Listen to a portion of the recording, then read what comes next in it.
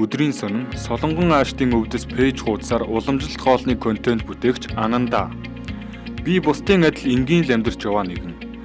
Амьдралыг яг ийм тийм гэхин аргагүй шүү дээ. Миний хувьд цаг үедээ тохируулаад аливаа зүйлийг хэрхэн эерэг болгох, бусдад яг зөв үлгэр дуурайл-таагаар даван гарах уу гэдэг шаардлага тулгарсан юм. Гэхдээ манай гэр бүл тэр бүх сөрөг зүйлсийг сайн сайхнаар даван туулж чадсан. Хоол гэдэг зүйл тэр чигээрээ тижээхэн ухаан. Өвдөхөөс өмнө хүн өөрийгөө ангаах боломжтой зүйл бол эрүүл зөв хооллолтоор дархлааныхаа системийг дэмжих юм. Ангаах ухаан там барих, цай барих, хоол барих зэрэг соёл бидэнд өвлөгдөж ирсэн. Магадгүй орчин үетэйгээ хөл нийлүүлэн алхахын тулд энэ уламжлалаа сэргээхээс өөр аргагүй. Нүүдэлчин Монгол гэдэг шүү дээ. Бидний өсөж төрөнсөн зүйл удамшлын систем байдаг учраас бидэнд үндэсний өв соёл, үндэсний хооллолт эргээд нэхэгдэж эхэлж байгаа юм. Энэ бол бидний дархлаагаа сэргээх хамгийн том нөөц боломж юм. Эмээ маань маш сайхан хийцтэй цай чандаг, өвөө маань олон талын мэдлэгтэй, Монголын хамгийн олон тан ургамлын ном гаргаж байсан. Мөн Өвөр хангай аймгийн 2 музейг байгуулсан тийм л мундаг хүн. Би багасаад өвөө эмээ дээрээ өссөн болохоор хоолны урлаг, хувцсны хэв маяг тэдэнтэй минь холбоотой байх. Хүн ер нь амьдрал ахуйгаасаа суралцаж түүгээрээ илүү том зүйлийг хийдэг шиг санагддаг. Хүүхэд насны минь дурсамжийн нэг хэсэг болсон тэр сайхан цайны ангилан үнэт одоогийн минь амжилтад асар их нөлөөлсөн гэж боддог.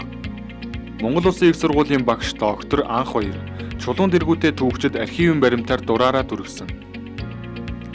Үндэсний түүхийн архивын Эм1 данс болох хүрээний сайдын газрын дансыг бүтнээр нь буюу 640 мянган хуудас түүхэн баримтыг Хятадын нийгмийн шинжилгээ ухааны академийн Хятадын хэл орчмын бүс нутгийн түүх судлалын төвтэй хамтран нийтлэх нэрээр хувлан 2012-оос 14 оны хооронд Хятадд гаргасан байгаа юм. Үүнийг тухайн үед түүхч Таштава эсэргүүцэн мэдгдэл гаргасан боловч дарагдсан. Энэ тухай түүхээ урдсан түүхчид гэсэн нийтлэл гарсанд мэргэжлийн хүрээнийхэн дотор нэг хэсэг жиг жуг гээд өнгөрсөн. Ихэнх судлаач энэ талаар тодорхой мэдээлэлгүй байсаар 2017 он болоход Хятадд зарилгаар зарсан хүрээнд сууж хэрэг шийдвэх цайдын газарт холбогдох баримтын эмхтгэл нэртэй 20 бот ном гарт цахимаар зарагдаж эхэлснээр хүмүүс мэдсэн. Анх танай сонин төв судлаач Ням очрын алдагдсан Монгол түүх хэмээх нийтлэл гарснаар олонний анхаарлыг татсан. Ням очр нь энэ нийтлэлийн мөрөөр олон нийтийн сүлжээнд идэвхтэй бичсэний үр дүнд хэвлэн нийтлүүлэгчд нь Монголын талд цөөн хэдийг өгөхөөсөөр аргагүй байдалд хүрч үндэсний номын сан Монгол Улсын их сургууль, шинжилгээ ухааны академи гэсэн байгууллагад тарааж өгөөд намжсан байдаг. Хамгийн гол нь Монгол Улсын төрийн өмч болох энэ 640 мянган хуудас түүхэн баримтыг үнэл шүүд зэрэглэл тогтоолгүйгээр Хятадын талд үнэгүй хөвлөн өгсөн нь түүхч судлаачдын эрдүүцлийг хүргэсээр өнөө хүрсэн нь түүхээ удалцсан түүхчид хэмээх 90 сурвалжлах сэтгүүл зүүн 2 нэвтрүүлэг болон гарах шалтгаан болсон.